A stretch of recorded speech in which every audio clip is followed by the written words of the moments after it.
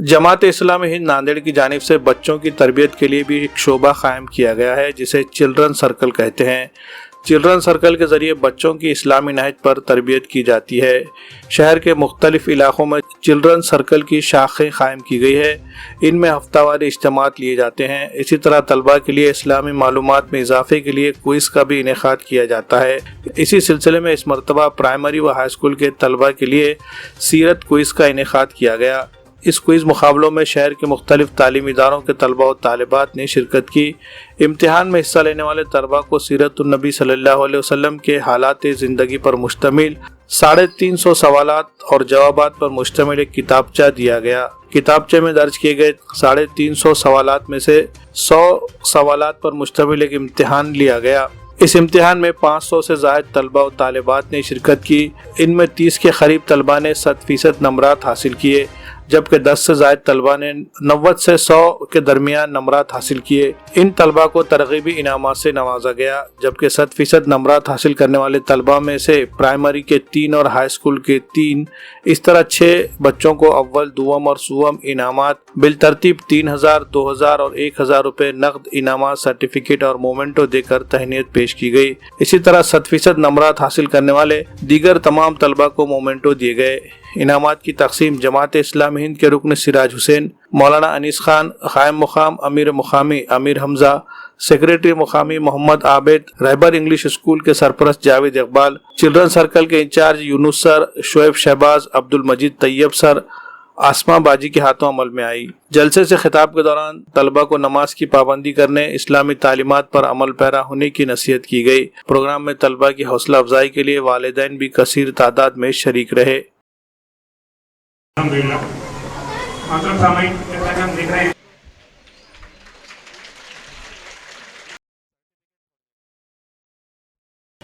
نبی کریم صلی اللہ علیہ وسلم کی زندگی مبارکہ کو ہم پڑھیں گے، جب اس کا مطالعہ کریں گے اور جب اس کو سمجھنے کی کوشش کریں گے تو سب سے پہلا جو پہلو ہمارے سامنے آتا ہے وہ یہ ہے کہ نبی کریم صلی اللہ علیہ وسلم کے سامنے ہمیشہ اپنا مقصد زندگی واضح رہا۔ یعنی یہ کہ آپ صلی اللہ علیہ وسلم کو مقصد سے بہت زیادہ لگاؤ تھا، اور وہ مقصد کیا تھا؟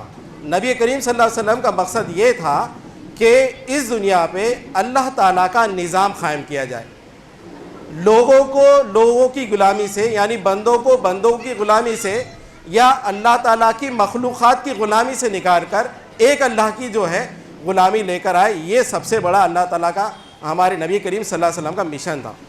اس کے لیے آپ صلی اللہ علیہ وسلم نے کیا کیا؟ بے انتہا محنت کی۔ آپ نے لوگوں کو تانوں کو سہا، لوگوں نے آپ کو نعوذ باللہ جو ہے جھوٹا کہا، اس کو برداشت کیا، لوگوں نے آپ کو جادوگر کہا، اس کو بھی برداشت کیا، لوگوں نے آپ پر پتھر برسائے، اس کو بھی برداشت کیا، لوگوں نے جو ہے آپ کو آپ کے عزیز شہر مکہ سے نکلنے پہ مجبور کر دیا، آپ کو ہجرت کرنی پڑی مدینہ کی طرف، نبی کریم صلی اللہ علیہ وسلم نے بھی اس کو بھی برداشت کیا۔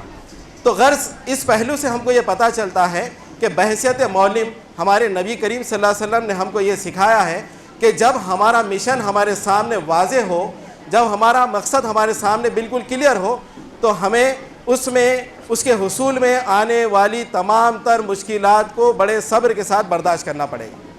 تو آپ کو اندازہ ہو جائے گا کہ آپ جو کام کر رہے ہیں، آپ جو کچھ بھی کام کر رہے ہیں، یہ آپ کا دینی فریضہ ہے، یہ میرا اور آپ کا دینی فریضہ ہے۔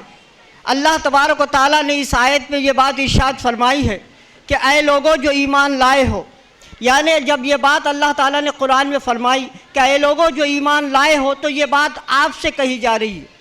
میں قرآن مجید کی تلاوت کے سلسلے میں ایک بات پورے شہر میں بولنے کی کوشش کر رہا ہوں، میں اپنے بھائی کو بولنے کی کوشش کر رہا ہوں، اپنی بہن کو بولنے کی کوشش کر رہا ہوں کہ وہ جب قرآن مجید کو پڑھے اور اس کے اندر جب یہ آیت آئے کہ یا ای الذین آمنو، اے لوگوں جو ایمان لائے، تو وہ 1 منٹ کا رک کر یہ سوچے کہ یہ بات مجھ سے کہی جا رہی ہے۔